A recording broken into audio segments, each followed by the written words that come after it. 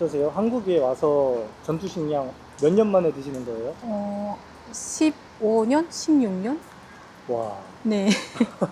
저 한국 와서 그 북한군에 대한 꿈을 되게 많이 꿨었거든요. 다시 군대 가야 된다. 아니, 내가 7년이나 군복무를 했는데 악몽이죠. 북한 군대는 휴가를 잘 안 보내준다고. 맞아요, 맞아요. 휴가 몇 번 가셨을까요? 저는 한 번도 안 갔어요. 7년 동안 한 번도 휴가를 못 가셨어요? 네. 네, 안녕하세요. 반갑습니다. 양강도에서 온 최서량입니다. 해군이었고요. 7년 정도 이제 해군 하사로 교환수로 군복무를 했습니다.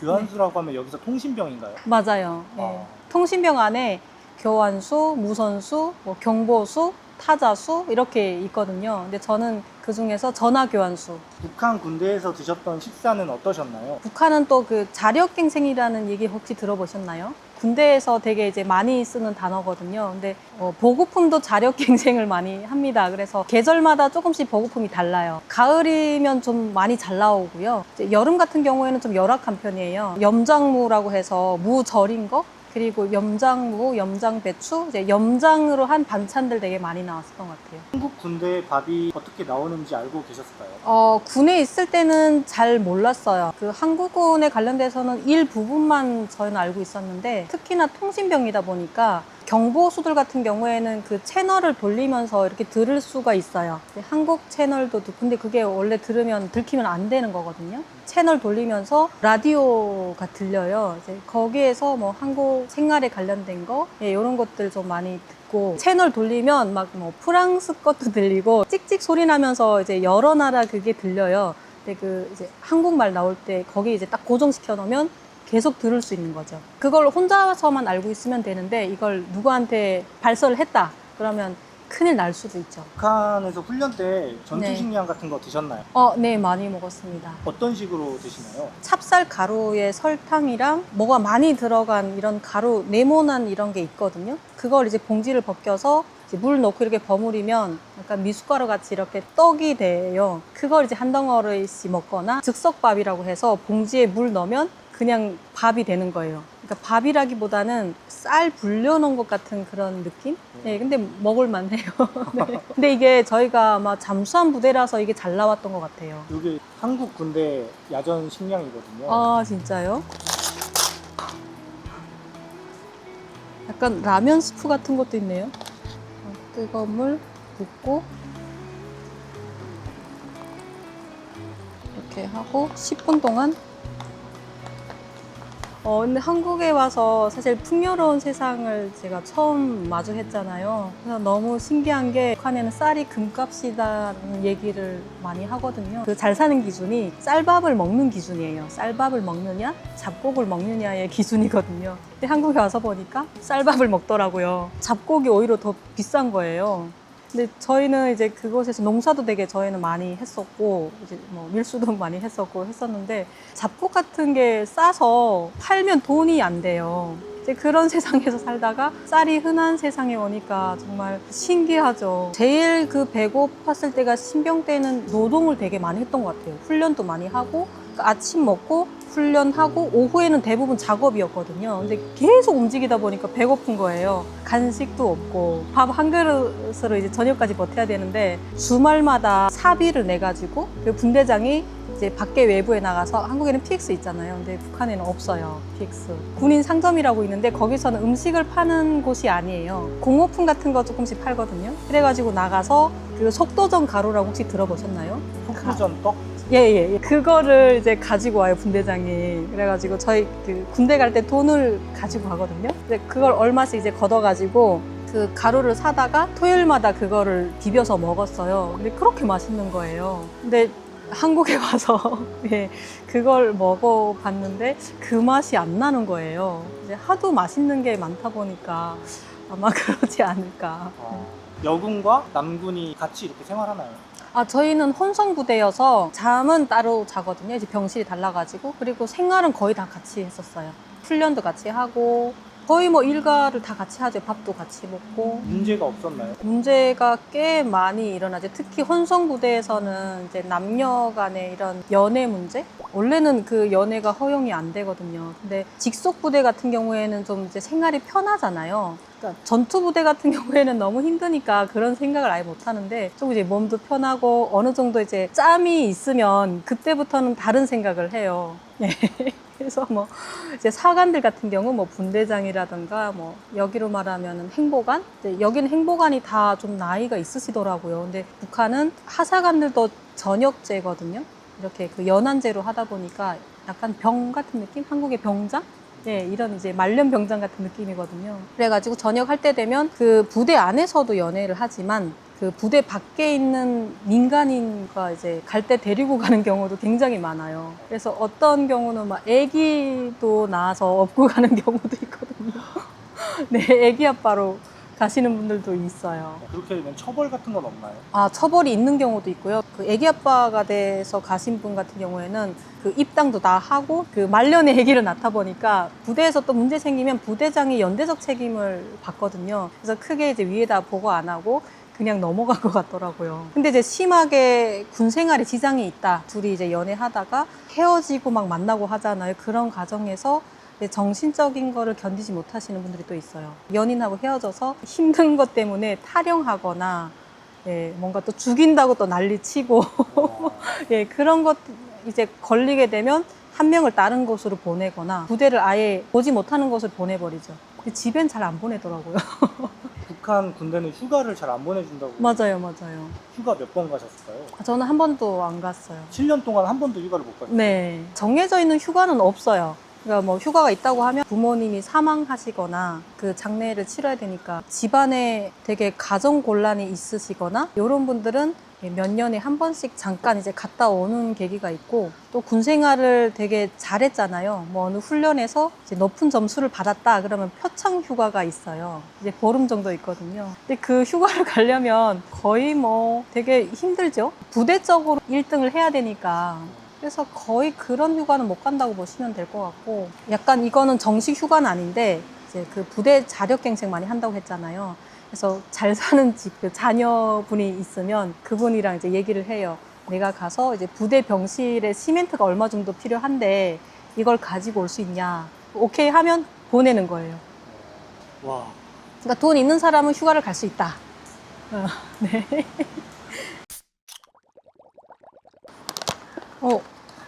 제대로 된 것 같아요.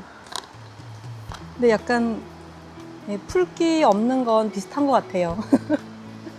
제가 그쪽에 있을 때 먹었던 거랑 거기 약간 누룽지 불려놓은 것 같은 느낌이었거든요. 근데 약간 비슷한 것 같아요. 이런 얘기 해도 되나 모르겠습니다. 역시 먹고 사는 건 다 비슷하네요. 네. 이런 소스 같은 것도 있었나요? 소스는 없었어요. 예, 소스는 없었고요. 라면도 소스는 없어요. 저희 군대 있을 때 라면 많이 먹었었거든요. 한국 라면 아니었고요. 북한에서 생산하는 라면이 있어요. 즉석국수라고 해가지고 그거를 많이 먹었었어요. 그냥 봉지 포장은 따로 없고 그냥 바라로 나와가지고 그거 되게 많이 먹었어요. 염장무에다 해가지고. 냄새는 너무 좋은데요. 어떠세요? 한국에 와서 전투식량 몇 년 만에 드시는 거예요? 15년? 16년? 와. 네. 다시 군대 가는 느낌? 저 한국 와서 그 북한군에 대한 꿈을 되게 많이 꿨었거든요. 다시 군대 가야 된다.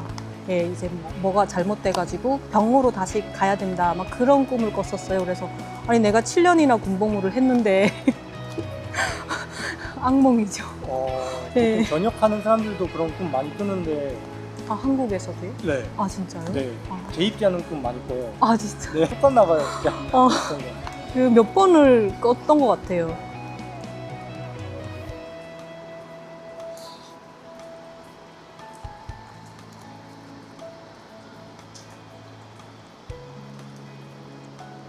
먹을만해요. 라면 그 냄새 좀 있는 것 같아요. 스프가 들어가서 그런지 약간 라면 먹는 느낌? 쌀 라면? 네. 그러니까 제가 군대 있을 때 먹었던 전투식량, 즉석밥. 예, 그거는 약간 간만 돼 있는 그런 느낌이었거든요. 근데 여기는 약간 고기 같은 것도 씹히는데요. 라면 국물에 밥 말아 먹는 그런 느낌이에요. 북한군인들이 보게 되면 꽤 놀랄 것 같아요.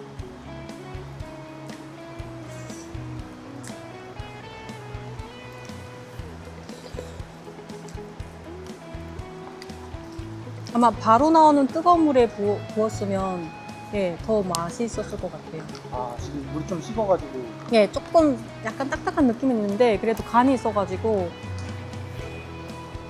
이 전투식량 말고 물 안 붓고도 스스로가 뜨거워지고 그렇게 뭘 하는 딱 게 있거든요. 땡기면 된다고 들었어요. 네, 그거는 제가 못 구했는데. 없어요.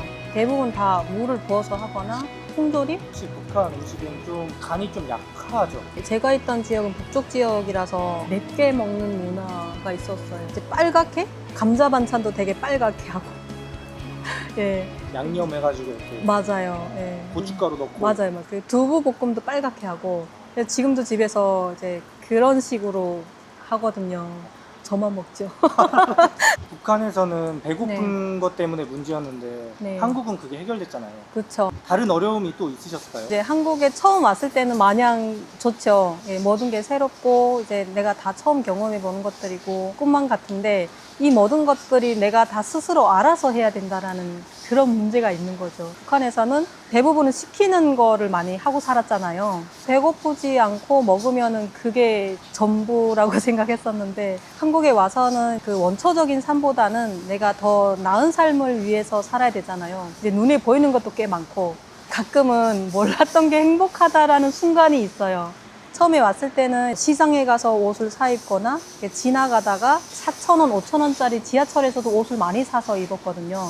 근데 그때는 아무것도 몰랐잖아요. 근데 이제 그런 거 입고 살다가 조금씩 알게 되잖아요. 나보다 좋은 옷을 입었네. 그리고 나는 지금 이렇게 있는데 저 사람은 뭐 예를 들어서 뭐 대학을 가네. 이게 더 좋은 이제 환경이 보이고 더 좋은 그런 것들을 보다 보니까 또 돈을 벌어야 되고, 예, 이런 것들을 하는 과정에서 생기는 일들, 예, 그런 것들이 굉장히 좀 힘들다. 그리고 강의를 저는 그래도 그나마 이제 그 북한의 그런 경력으로 강의를 하고 살았잖아요. 군대 강의요? 예, 국방부 이제 강의도 했었고, 뭐 이것저것 좀 이제 많이 했었는데, 이제 그런 것들을 이제 하는 과정에서 또 발생하는 문제들도 굉장히 많고요. 원래는 이제 뭐 이것만 이제 시키는 것만 해서는 돈을 못 벌어 먹고 살잖아요. 이제 내가 알아서 나는 이것도 하겠습니다. 저것도 하겠습니다. 인간관계가 조금 좀 어려움이 있었던 것 같아요. 이제 문화의 차이라고 해야 되나요? 예, 북한에 있을 땐 직설적으로 저 이거 제가 할게요. 뭐 이렇게 하고 그리고 뇌물 좀 주고 네. 그러면 그런 것들이 다 통했었거든요. 예, 근데 이제 한국에 와서는 그런 게 안 통하잖아요. 이제 실력으로 살아야 되니까.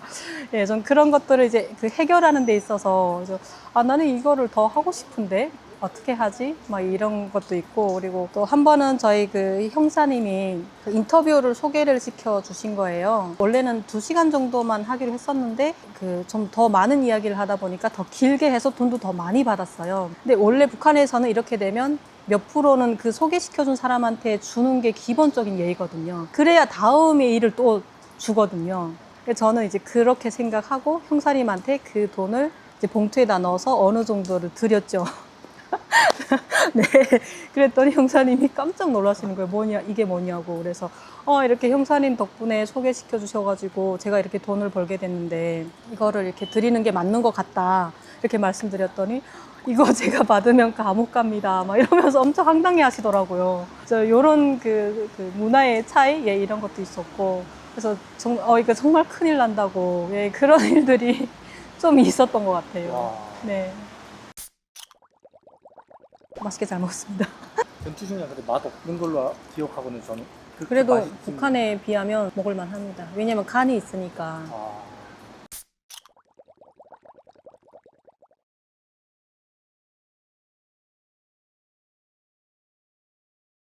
제가 쓰던 총은 AK47이거든요. 여기가 이제 나무예요. 그 연결 부위가 다 나무로 돼 있어가지고 AK 소총도 접혔나요? 안 접혔어요. 그냥 요거 비슷하게 예, 이렇게 이제 있는데 이게 접히나요? 접힙니다. 아 진짜요? 네.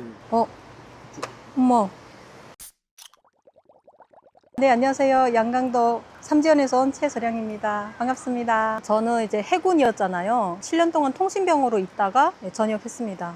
통신병이라는 게 북한에서는 이제 그 전화 교환수라고 해서 구대와 구분대 사이에 전화 통화를 연결하는 그런 직업이 있거든요. 한국에는 거의 볼 수가 없더라고요. 복무 당시에 한국군에 대한 어떤 정보가 있으셨나요? 공식적으로 가르쳐 주거나 이거는 많지 않았던 것 같아요. 키리졸브 합동 군사 연습을 하고 있다, 뭐 미군과 동맹이다, 무슨 훈련한다 이런 거에 관해서 들었지 한국군의 그 내부 생활이라든가 이런 거는 거의 몰랐어요. 그리고 군복무를 한 3년 정도 하고 있다. 네, 요 정도? 그 영평도 포격 사건 때 정신교육을 받은 적이 있었거든요. 근데 그 정신교육을 받으면서 영상 자료를 보여줘요. 북한에서 포의 위력을 그 적들이 이제 그 두려워한다. 예, 막 이런 내용으로 편집본이죠. 그런 걸 막 보여주면서 미군하고 국군이 군복이 살짝 다르더라고요. 색깔이 살짝 다른데 그 전투화나 이런 것들이 이렇게 보이잖아요. 근데 왜 저렇게 키가 건장하고 크지? 이런 생각만 했던 것 같아요. 아, 군복도 좀 좋아 보인다 이런 생각도 하고, 근데 시설이 왜 이렇게 좋은 거지? 그 영평도 사무소가 나와요. 동사무소. 거기에서 그 민간인들이 막 이렇게 탈출해서 대피하는 장면도 나오거든요. 대부분 다 콘크리트더라고요. 포알이 이렇게 떨어져가지고 그 폭격한 자리가 철근? 예, 이런 것들이 막 보이고 요만큼만 구멍이 딱 이렇게 나와 있는 모습이 보이는 거예요. 거기서 이제 하는 얘기보다는 막 다른 상상을 좀 했던 것 같아요. 아, 이렇게 콘크리트도 되게 좋아 보인다. 예, 시설이 다 좋아 보인다. 옷들도 막 자유롭게 입은 것 같다. 막 이런 생각들. 네. 어떻게 보면 이게 교육 자료로 활용하는 건데 좀 저 같은 사람한테는 역효과가 나는 거죠. 이제 그런 걸 보면서 그 포의 위력을 보는 게 아니고 그 사람들이 실질적인 그 생활을 조금씩 볼 수 있는 그런 기회인 거죠. 제가 군복무 할 때 당시 오바마 대통령이 그 집권을 할 때 그 당시거든요. 계속 책으로만 보고 그리고 사상교육으로만 통해서 듣잖아요. 미국 이름이면 뭐 마이클 막 이런 이름이어야 되는데 이제 오바마니까 왜 오씨가 대통령을 할까 막 이런 생각도, 사진을 한 번도 본 적이 없으니까요. 대통령이 바뀔 때마다 또 그런 거는 좀 알려져요. 뭐 오바마 정부에 들어서서 뭐 또 어떤 걸 하고 있다. 이제 그 한국하고 동맹이다 보니까 무슨 훈련을 하려고 한다. 그래서 뭐 우리는 그에 맞춰서 정신적으로 뭐 육체적으로 잘 단련해야 된다 막 이런 교육을 되게 많이 하거든요. 근데 이런 것들이 뭐 뉴스나 이런 걸 자주 보면 그래도 더 기억 잘 되고 할 텐데 이걸 보여주지 않고 계속 그 말로만 하다 보니까 어떻게 보면 저 같은 사람이 좀 많지 않았을까. 북한 여군들은 어떤 훈련을 받나요? 그 보직마다 다 다른데요. 저희는 이제 통신병이다 보니까 보통은 이제 아침에 정치 사상 교육을 제일 먼저 해요. 그래서 한 2시간 정도 기본적으로 하고 그 다음에 뭐 이제 행정훈련 같은 거, 포병은 포병훈련, 그리고 저희는 교환수잖아요. 그래서 교환수는 교환수 훈련, 뭐 전술훈련도 하고 이제 다양한 훈련을 하는데요. 1기 훈련이랑 2기 훈련이 조금씩 달라요. 1기 훈련은 동기훈련, 그리고 2기 훈련은 하기훈련. 그래서 1기 때는 대부분 전술훈련이나 통신병 훈련이나 이런 것들이 주가 된다면 그 여름에 하는 하기훈련은 수영훈련을 집중적으로 한다라고 보시면 될 것 같습니다. 그리고 여름에는 작업 일과가 거의 반 이상 힘들었던 훈련이 꽤 많은데요. 그 중에서 이제 화생방 훈련이라고 혹시 들어보셨나요? 그 화생방 훈련이 정말 힘들었던 것 같아요. 북한에서는 사격 훈련 해보셨나요? 네, 1년에 2번씩 해봤습니다. 동기 때 1번, 하기 때 1번 해서 3발 6발을 쏴봤어요. 1년에 6발을 쏘는 거예요? 네, 저희가 동해 쪽이거든요. 그리고 또 섬이다 보니까 잠수함 부대고, 진짜 뭐 한국에서 그런지 모르겠지만 제가 그 부대에 있을 때 들었던 얘기로는 적군의 제1 타격 대상이 그 잠수함 부대라고 들었어요. 북한 잠수함이 좀 유명하지 않나요? 저는 거기 있을 때는 잘 몰랐는데 나와 보니까 다 알고 있는 그런 지역이더라고요. 이게 실제로 육군에서 사용하는 K2 소총인데요. 아, 네. 약간 조준조척이랑 이런 게 잘 맞는 것 같아요. 그리고 분리도 되고. 근데 제가 쓰던 총은 AK47이거든요. 여기가 이제 나무예요. 예, 모든 그 연결 부위가 다 나무로 돼 있어가지고. 그리고 잠수함을 직접 타시는 분들은 그 가철식 소총이라고 해가지고 이렇게 접었다 폈다 하는 그 쇠로 돼 있는 거더라고요. 예, 그 조금씩 좀 부대마다 다른 것 같더라고요. 예. AK 소총도 접혔나요? 아니요, 그거는 안 접혔어요. 그냥 요거 비슷하게 예, 이렇게 이제 있는데 이게 접히나요? 접힙니다. 아, 진짜요? 네. 이쪽으로 제끼면 어떻게 하죠? 엄마. 와, 되게 신기하네. 북한 총은 접히지 않아요. 예, 제가 썼던 건 항상 이렇게 긴 상태로 있어가지고, 이제 훈련할 때나 그 강갱군 훈련을 되게 많이 하거든요. 그때는 항상 총을 이제 소지를 하잖아요.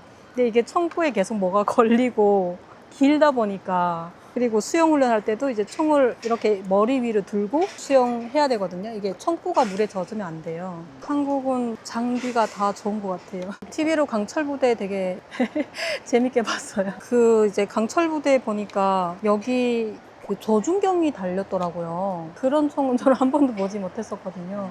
그래서 너무 총을 잘 쏴가지고, 물론 훈련도 잘 하겠지만 또 장비도 저는 좋아야 된다고 생각하거든요. 북한에 있을 때도 그렇게 생각했지만.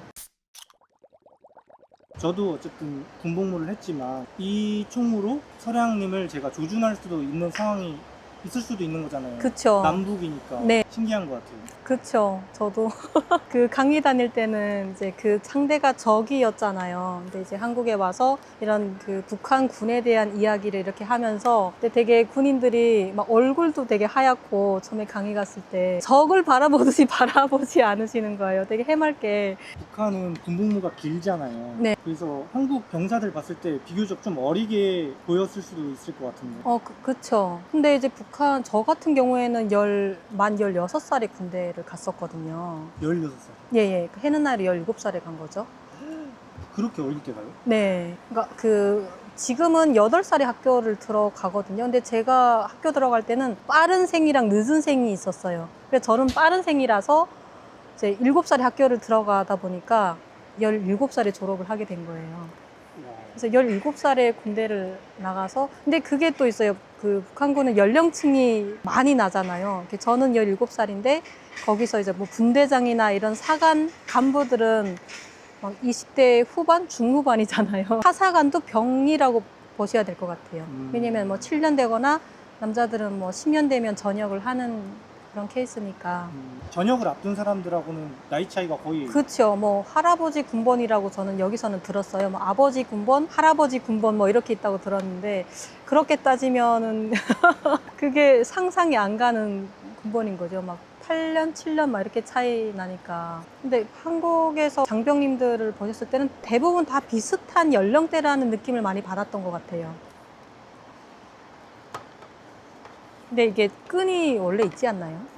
맞아요. 원래 이렇게 끈이 네. 있어야 되는 거죠? 예, 이렇게 매야 되고. 맞아요. 한국 군인들은 이제 사격을 하게 되면 100발 이상 쏘니까. 네. 몇십 발, 몇백 발 쏘니까. 북한에서는 어쨌든 1년에 6발 쏘신 거잖아요. 총알이, 거기서는 뭐 모든 보급품이 다 그렇겠지만 경제력의 차이가 거기에서 확연히 나는 것 같아요. 다르게 또 생각해보면, 저희가 실탄은 제가 많이 쏴보지 못했지만 조준훈련이라고 해서 매일 하는 훈련이 있거든요. 거의 1시간씩 했던 것 같아요. 그 조준 훈련을 계속 하다 보니까 실제 그 사격 훈련을 할 때 뭐 총알이 물 먹으러 간다라는 얘기도 가끔 하시잖아요. 근데 저는 한 번도 물 먹으러 간 총알이 없었어요. 예, 이제 딱 뭐 중간을 명중을 하는 경우는 많진 않았지만 그래도 다 목표판을 맞췄었거든요. 그리고 한국에 와서 그 게임장 많잖아요. 예, 사격 게임장. 근데 진짜 총은 아니고 이렇게 그 동네에 이제 가끔 하나씩 있는 게임장이 있었어요. 근데 거기 가서 한국 친구들이랑 가가지고, 근데 제가 다 맞춰가지고 인형을 받았어요. 아, 진짜요? 예, 그래가지고 그 친구들이 너무 놀라는 거예요. 왜 이렇게 사격 잘하냐고. 그래서 나는 그냥 한 건데 왜 이렇게 내가 잘하지? 그러니까 훈련을 그만큼 오래 하다 보니까, 이게 조준 훈련이긴 하지만 실제 탄화를 쏜 건 아니지만 그게 효과가 있다라는 거를 어떻게 보면은 보여주는. 느낌이 좀 다르신가요? 예, 비슷한 것 같아요.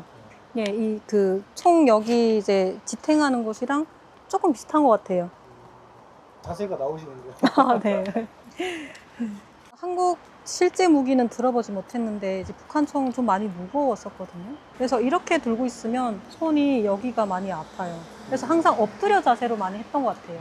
북한 군인들은 장비는 열악한데 정신력이나 체력 같은 거는 우리가 만만하게 볼 상대는 아니다라고. 그렇죠. 정신교육도 이제 매일 2시간씩 받으면, 사실 빨간색도 파란색이라고 하면 그렇게 보일 정도로 교육을 받는다고 저는 생각을 하거든요. 그러다 보니까 그런 생각이 우러나요. 아, 이제 장군님을 위해서 전시에는 이제 몸이 총알이 돼서 싸워야 되겠다. 이런 생각이 들었었어요. 군대에 있을 때는.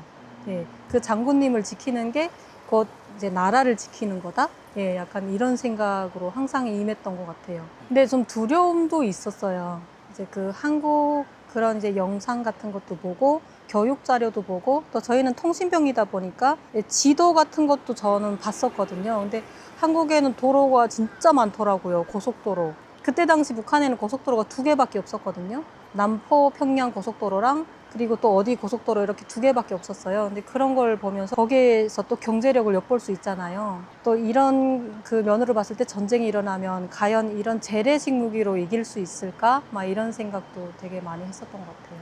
좀 겁도 나고 항상 상대가 이제 만만하다고 생각하면 전 절대 안 된다고 생각하거든요. 상대가 어떤 준비가 되어 있는지 그런 것들 징후를 잘 파악하고 또 거기에 맞춰서 준비하는 게 저는 최선이라고 생각해요. 그래서 그런 것들이 지금의 또 평화를 만든다고 저는 생각을 하거든요.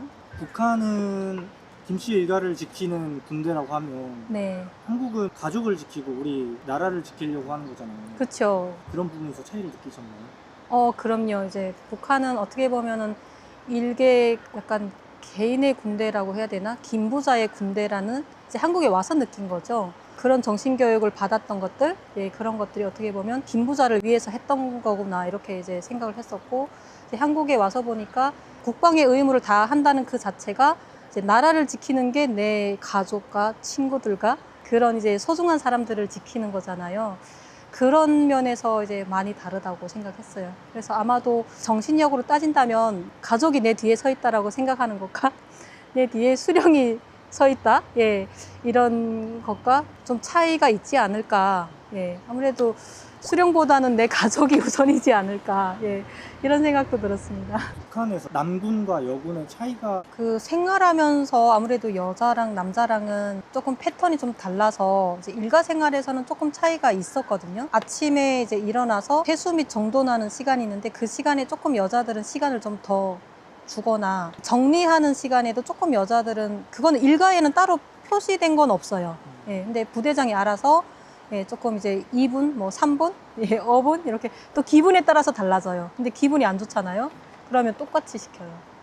남자들이랑. 그러니까 세수하고 막 크림 바르고 이런 시간이 있어야 되잖아요. 근데 똑같이 몇 시까지 모여 하면 모여야 되고 좀 그 기분에 따라서 예, 일가도 좀 달라진다. 한국의 여군들은 대부분 다 간부로 입대를 하시더라고요. 학력이라던가 예, 뭐 기술이라던가 이런 부분에서는 훨씬 더 예, 앞서 있고 이제 그런 부분에서 봤을 때 북한군은 엄청나게 이제 열악하다 보니까 그 이번에 그 러시아 파병 나가서 그런 이제 상황을 보셔서 알겠지만 이제 무인기가 뭔지 모르잖아요. 그만큼 교육이 안 돼 있다라는 거거든요. 이제 그런 걸 봤을 때 북한에는 또 그만큼 이제 머릿수가 또 많잖아요. 근데 이 머릿수만 가지고서는 좀 힘들지 않나라는 생각을 항상 하고 있습니다. 그러니까 거의 뭐 정신력 깡으로 버텨야 되는 그런 상황이 아닐까. 세대마다 좀 차이가 있는 것 같아요. 북한군이 제가 있을 때까지만 해도 정신력이 그 군에 있는 만큼은 그래도 저를 봤을 때는 그래도 죽더라도 싸워야 되겠다. 싸우지 않으면 다 식민지가 된다라는 이런 생각을 항상 가지고 있었는데 지금은 워낙에 비디오나 이런 거를 많이 접하고 군대에 가잖아요. 이제 젊은 MZ층이라고 해야 되나요? 그런 사람들이 군대에 나가서 이제 꼭 이 나라를 지켜야 될 필요성을 느낄까? 이제 한국에 먹히더라도 더 잘 먹고 잘 사는 그런 게 더 시급하지 않을까? 전 가끔씩 그런 생각도 해요. 네, 제가 이제 가끔씩은 군대에서 제대한 게 맞냐라는 얘기를 정말 많이 듣거든요. 이제 군 출신이 맞냐라는 얘기를 듣는데 자세가 나오시는데요. 7년 짬밥이 여기서 나오시는 것 같은데 저보다 거의 3배 이상 군 생활을 많이 하셨는데 그런가요? 오늘 또 이제 북한 군에 관련돼서 뭐 이러저러한 얘기를 많이 했잖아요. 근데 이러한 얘기를 할 수 있는 지금 이 순간도 우리 국군 장병 여러분께서 나라를 잘 지켜주시기 때문에 가능하다라고 생각하거든요. 그래서 늘 고맙게 생각하고요. 네, 감사합니다. 앞으로 계획이 있으신가요? 유튜브를 할 계획이 있습니다. 채널 이름을 이제 정했고요. 그리고 북한에 관련된 모든 이야기를 할 예정입니다. 네, 많이 놀러와 주시면 감사하겠습니다.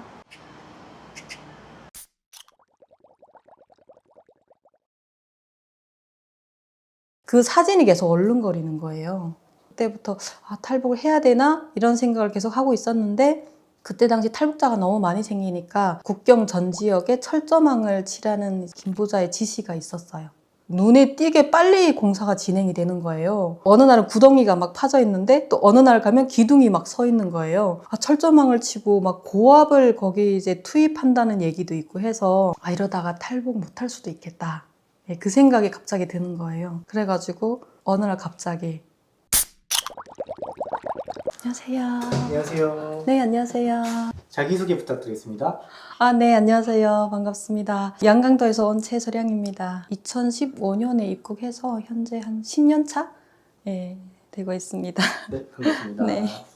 북한에서는 어떤 삶을 사셨나요? 저는 이제 평범한 삶을 살았던 것 같아요. 고등학교 졸업하고 군대를 지망해서 해군에서 군복무를 7년 정도 했고요. 그리고 전역하고 사회생활을 한 몇 년 하다가 무역회사라고 북한에서 외화벌이 사업소라고 있거든요. 거기에서 이제 회사 생활을 하다가 2015년에 탈북하게 됐습니다.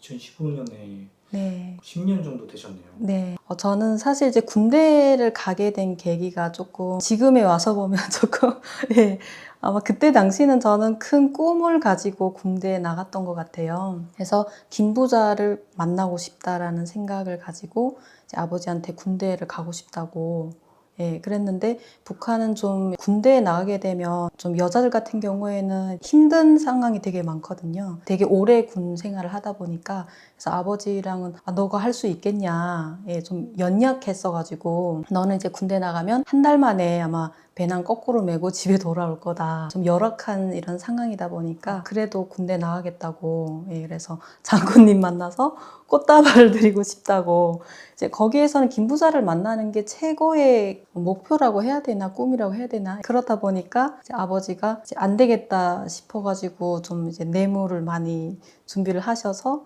해군 잠수함 부대로 가게 된 거죠.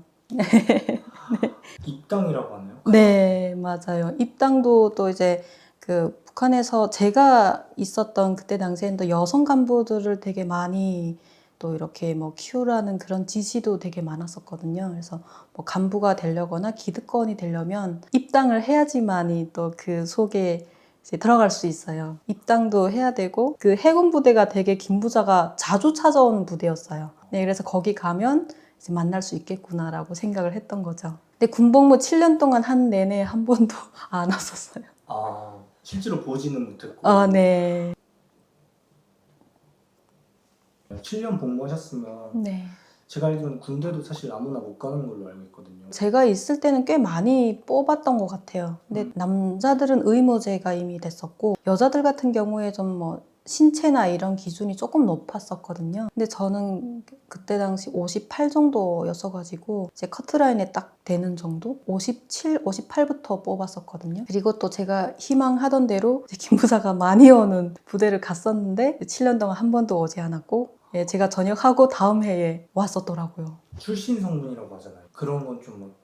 출신 성분은 괜찮았던 것 같아요. 저희 친척들, 외가, 친가가 다 고위직에 계시는 분들도 계셨고 입당도 좀 뭐 신원조회나 이런 거를 따로 받지 않고 신원조회를 한다라는 건 그 집에 뭔가 의심쩍은 그런 신분이 있다라는 거거든요. 뭐 한국에 친척이 왔다던가 아니면 행방불명이 됐다던가 근데 저는 그런 게 없이 입당을 했다라는 건 이미 뭐 가족 중에 이제 그런 분들이 있으니까 아무도 이제 사회에 반하는 행위를 하는 사람이 없었다라는 걸 말해주는 것 같아요. 그러면 탈북하게 된 계기가 있으실까요? 제가 군 생활할 때부터 이제 한국행이 되게 많다고 들었었어요. 제가 있던 지역이 신포지구였거든요. 배로 탈북하시는 분들도 꽤 많았었고 그리고 제대해서 전역해서 저희 고향에 오니까 또 국경 지역이었었거든요. 근데 꽤 한국에 갔다는 그런 소문들이 꽤 많이 들리더라고요. 저는 가겠다라고는 한 번도 생각을 해본 적은 없었어요.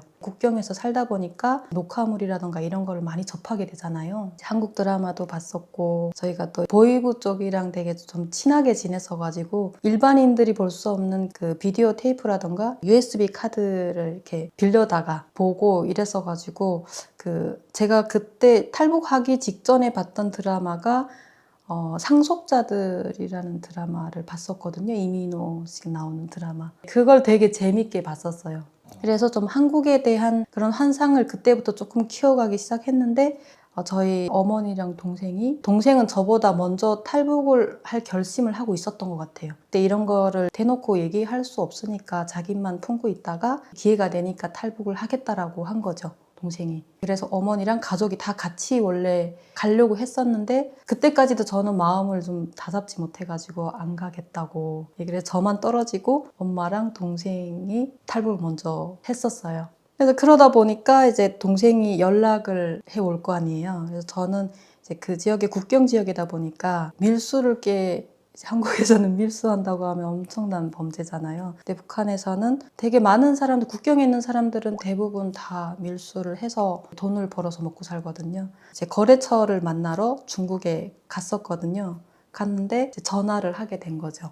동생이랑. 그래서 전화를 하니까 하나원 졸업해서 그 울산에 집을 받으셨더라고요, 어머니랑. 그래가지고 사진을 이렇게 보내오셨어요.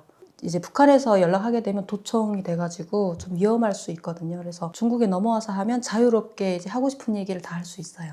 그래서 통화하는 과정에 사진을 받았는데 사진을 보니까 드라마나 이런 것들은 조금 꾸며진 이야기라고 좀 생각을 했었어요. 예, 이런 거는 다 이제 작가가 쓴 이야기잖아요. 비치에서 찍은 사진이었거든요. 근데 동생이랑 엄마랑 선글라스를 끼고 약간 시스루 같은 그 수영복을 입으시고 이제 되게 자유롭게 사진을 찍으셨더라고요. 근데 그 사진 한 장이 저한테는 그냥 사진이 아니었어요. 그 사진 하나에서 대한민국에서의 삶을 어느 정도 짐작할 수 있는 그런 사진이었던 거죠. 그때는 또 젊잖아요. 20대다 보니까 이런 것들이 북한에서는 모든 게 다 자유롭지 못해요. 뭐 머리라던가 패션 스타일이라던가 이런 것들이 다 단속을 많이 당하거든요. 근데 이제 그 사진을 보면서 한국에 가면 옷도 자유롭게 입을 수 있구나. 그리고 동생이 염색도 했더라고요. 북한에서 노란 머리 염색하면 단속당하거든요. 그래가지고 염색도 할 수 있겠구나. 그리고 머리를 기르는 걸 저는 되게 좋아했는데 장발머리를 또 단속을 해요. 자본주의 날라리 풍이라고 해가지고 머리도 좀 자유롭게 기르고 싶고 그날부터 계속 집에 가서 그 사진이 계속 얼른거리는 거예요. 그때부터 탈북을 해야 되나? 이런 생각을 계속 하고 있었는데 그때 당시 탈북자가 너무 많이 생기니까 국경 전 지역에 철조망을 칠하는 김부자의 지시가 있었어요. 눈에 띄게 빨리 공사가 진행이 되는 거예요. 어느 날은 구덩이가 막 파져 있는데 또 어느 날 가면 기둥이 막 서 있는 거예요. 철조망을 치고 막 고압을 거기 이제 투입한다는 얘기도 있고 해서 이러다가 탈북 못할 수도 있겠다. 그 생각이 갑자기 드는 거예요. 그래가지고 어느 날 갑자기 전날 이제 탈북해야 되겠다는 생각을 하고 저랑 또 탈북을 하고 싶어 하시는 분이 또 있었어요. 빨리 가자고 막 엄청 저한테 또 막 매일 와가지고 가자고 하셔가지고 그럼 알았다고 가자고 했는데 그 다음날 짐을 싸가지고 저희 집에 온 거예요. 저는 그날 가자는 얘기를 안 했거든요. 알았다고 생각해 보겠다고 했는데 이제 그분이 오셔가지고 계란도 삶아가지고 오셨더라고요. 그래서 웬 계란을 삶아가지고 왔냐고 했더니 그 북한에는 약간 불법적인 일을 하게 되면 계란을 먹으면은 그 들키지 않는다는 징크스가 있거든요. 그래서 계란을 먹고 길을 떠나면 걸리지 않고 바로 이제 갈 수 있다. 네, 그런 거를 이제 암시하는 게 그 계란인데 계란을 삶아가지고 온 거예요. 그래서 빨리 가자고. 이 장마철에 빨리 가야지. 안 그러면 비 올 때는 조금 이제 국경 지역이 좀 이렇게 널널하게 근무를 서거든요. 보통은 비가 오면 다 경비초소에 들어가 있다던가. 그래서 탈북하기 되게 좀 조건이 좋은 조건이에요. 그래서 그날 생각지 않게 그냥 바로 탈북해가지고 중국에 넘어와서 이제 항상 저희가 다니는 이렇게 코스라서 어려움은 없었는데 그 강을 넘을 때 이제 장마철이다 보니까 강물이 되게 깊었었거든요. 근데 아마 일반 사람들 같으면은 넘기 힘들었을 거예요. 해군 출신이셔서. 뭐 수영도 조금 하긴 하지만 그 밀수하는 사람들이 대부분 좀 요령이 있어요. 강을 타는 요령이 있거든요. 그래서 이제 강을 그냥 이렇게 직선으로 넘어가려고 하면 넘어져요. 물살을 따라서 이렇게 천천히 쓸려 내려오면서 이렇게 넘어가야 되거든요. 그래가지고 안전하게 넘어와서 중국 쪽에서 동생한테 연락해가지고 처음에는 동생이 왜 왔어? 먹고 살기 힘들어? 그러는 거예요. 일하러 왔냐고 중국에. 그래가지고 아니 그건 아니고 이제 너가 오라고 했지 않냐. 근데 제가 안 간다고 했었거든요. 이제 갑자기 왔으니 그 동생이 그때 뭐 브로커나 이런 것도 다 준비된 것도 아니고 그래서 산에서 조금 기다리고 있는데 동생이 또 브로커를 어떻게 연결해가지고 브로커랑 연락을 해서 그다음부터는 예, 조금 안전하게 왔던 것 같아요. 중국, 라오스, 태국 이렇게 해서 오신 거예요? 네, 저희는 중국, 베트남, 라오스. 예, 라오스 대사관에 경유해서 한 40일인가? 예, 그 정도 있다가 대한민국에 오게 된 거죠. 태국은 안 가시고? 네, 저희는 태국이 아니었어요. 국정원에서 네. 가장 처음에 어떤 걸 드셨나요?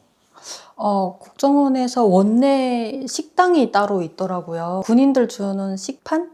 예, 그런데 이제 가가지고 이렇게 줄을 서 있으면 거기 식당에서 배식하는 그 이모님들이 계세요. 그래서 이렇게 들고 있으면 밥 먼저 주시고 그리고 또 이렇게 옆에 가면 반찬 주시고 그리고 또 이쪽으로 가면 이제 국 주시거든요. 예, 근데 되게 잘 나오더라고요. 그래서 깜짝 놀랐어요. 그런 이제 식판을 저는 처음 사용해 봤고요. 그렇게 이제 그 무상으로 예, 급식을 준다라는 게 이거를 다 나중에 청구하지 않나 막 이런 걱정도 조금 있었고 이걸 왜 우리한테 공짜로 주지? 뭔가 바라는 게 있지 않을까? 좀 의심이 되게 많았던 것 같아요. 예. 처음에는 의심을 많이 하셨는데 진짜 많이 했어요. 그럼 한국에서 정착하면서 가장 어려웠던 게 있으실까요? 처음에 하나원 졸업하고 나왔을 때 사실 좋은 것도 되게 많지만 그만큼 또 어려웠던 것도 많았던 것 같아요. 이제 은행 이용하는 것도 좀 어려웠었고 그 사투리를 많이 사용하다 보니까 이제 그 사람들하고 처음에 그 상대하는 두려움이 조금 있었던 것 같아요.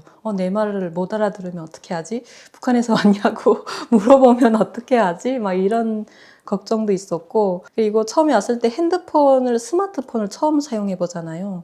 예, 근데 그 스마트폰이 이제 너무 신기하다 보니까 북한에도 있긴 있어요. 근데 우리처럼 이렇게 인터넷이 뭐 자유롭거나 이러지 못하다 보니까 이제 이런 거는 처음이잖아요. 그래서 이제 카톡 같은 거 보낼 때 되게 실수 많이 했었어요. 그 자동으로 이렇게 자동 기능 있잖아요. 네. 예, 뭐 맞아 뭐 이렇게 맞자 쓰면 맞아요 이렇게 나오잖아요. 근데 한 번은 담당 형사님이 계시는데 형사님이 막 이렇게 문자 오셨어요. 그래서 그때 이제 네 알겠습니다 이렇게 보내야 되는데 알겠어 그 자동 기능을 그냥 눌러버린 거예요.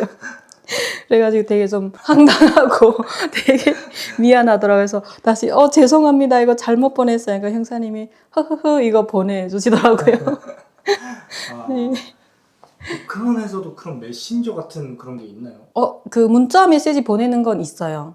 예, 문자 메시지도 있고, 그리고 전화하고, 그리고 뭐 책 같은 거 도서 보고, 요즘에는 조금 더 많아졌다고 하더라고요. 근데 제가 했을 때는 그 정도? 근데 너무 비싸가지고 요금이. 그래서 잠깐 끊거든요. 이게 걸려오는 전화는 괜찮은데 내가 걸려고 하면 돈이 많이 나가요. 그래서 전화 오면 야 빨리 끊어. 그리고 집 전화로 전화를 하면 조금 요금이 적게 나가요. 그래서 집 전화로 전화하라고 핸드폰 끄라고. 네. 어떠세요? 한국에서 이렇게 생활하시면서 가장 큰 이제 장점은 여자들이 이제 생활하면서 사실 북한에 있을 때는 밥 한 번 하려고 해도 막 2시간씩 걸리거든요. 근데 이제 한국에 와서는 이제 식사 준비하는데 밥도 알아서 밥솥이 다 해주고 세탁도 세탁기가 알아서 다 해주고 이제 모든 게 그냥 손만 까딱 눌리면 다 알아서 해주니까 이런 것들이 되게 편하고 가끔씩 꿈인가 자고 일어났을 때는 가끔 이제 눈을 딱 떴잖아요. 그럼 이게 한국이구나. 근데 북한에 있는 꿈도 되게 자주 꿔요. 실감이 나지 않을 때도 가끔 있고 정말 일상의 꿈만 같죠.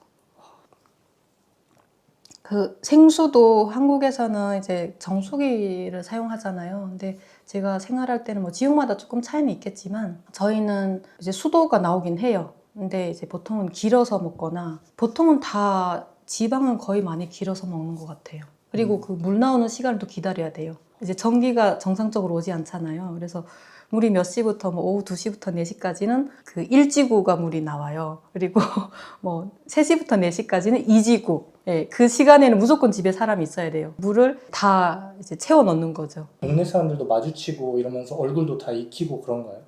거의 태어나서부터 그 동네에서 살기 때문에 그 동네 사람들은 모르는 사람이 없습니다.